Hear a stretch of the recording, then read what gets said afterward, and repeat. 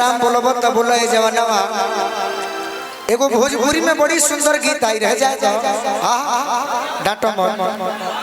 Shivani ditto मलकाई नहीं एगो मदन राय जी बड़ी सुंदर गायक है हमारा भोजपुरी में। वहाँ के गीत कौन रहे फेंक दी हले छरिया वाला फेंक दी हले छरिया बलम गइले झरिया पहुँचले किना उठे ही में लहरिया पहुँचले किना। भरत शर्मा जी बोले रहने की निमिया के डाढ़ भैया लवेली झूलनवा की झूमी झूमी ना लवेली सनवा जो भी होके गए थे ठाकुर जी गौनी साझे बोले चिरई सवेरे बोले मोरवा की भोरवा लेना पिया खेले ले ही लोरावा के भोर एकरा बात हल्ला पर कोनो गीत नहीं खे बनल बाकी म्यूजिक उहे रही गीत हमार तनी नया रहे।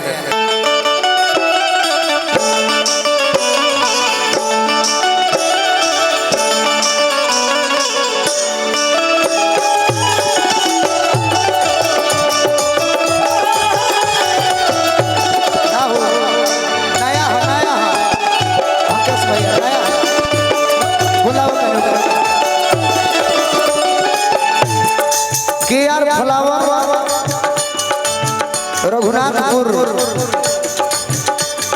बहुत गलती लिखल बा कि अपने में समझ ले लड़का कहता निशा के बोलावो विकी भैया निशा के बोला दो तनी यूट्यूब वाला भाई खातिर भी फायदा हो जाए।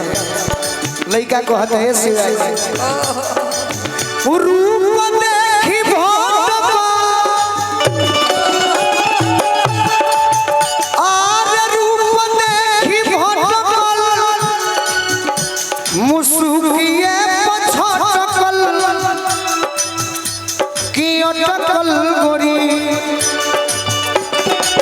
सोनू जी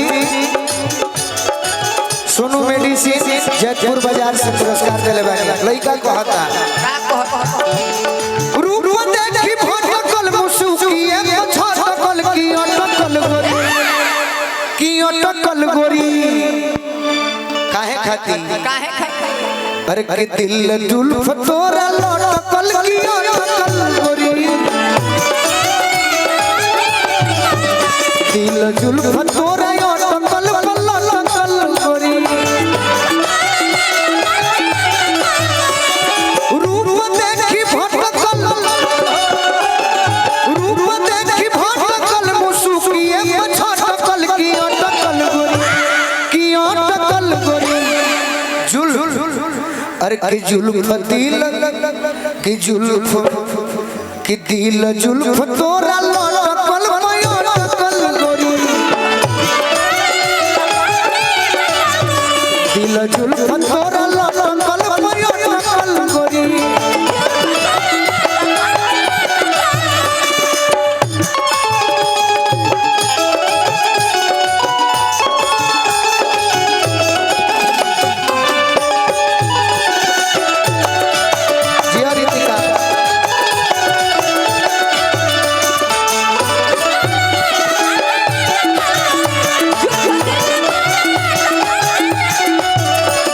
हंसी हर बड़ाई करो तनी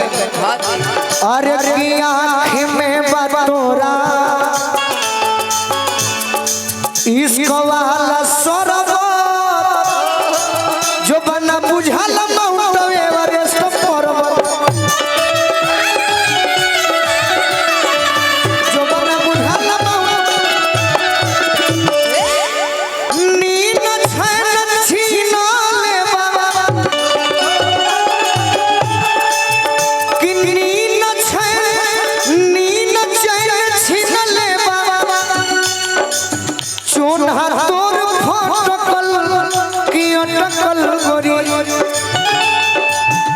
दिल जुल्फ तोरा लटकल गोरी दिल जुल्फ तोरा लटकल गोरी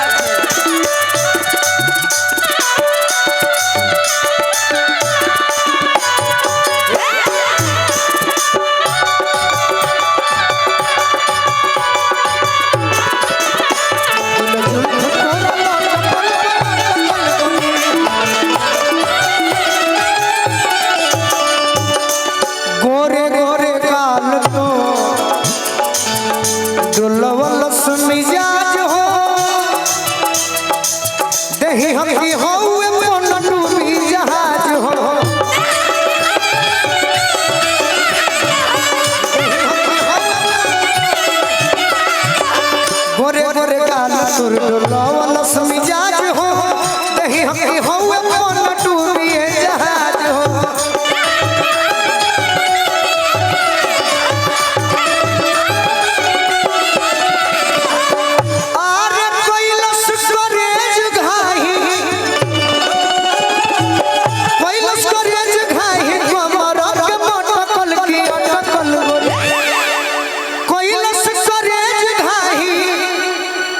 कमर के मोटकल की अटकल गोरी और जान तू जिगर तू ही किडनी अलीबो शिकारी हो गोलुआ के लभ के बाफी भर जान तू जिगर तू ही किडनी अलीबो शिकारी जी हो गोलुआ के लभ के बाफी भर प्यार ले लो प्यार रानी प्यार ले लो प्यार रानी अरे सुपवा से फोटो कल की अटकल गोरी सुनो हमरो से ले लो प्यार ले लो प्यार रानी अरे सुपवा के फोटो कल की अटकल गोरी तो दिल जुल्फा तोरा लगा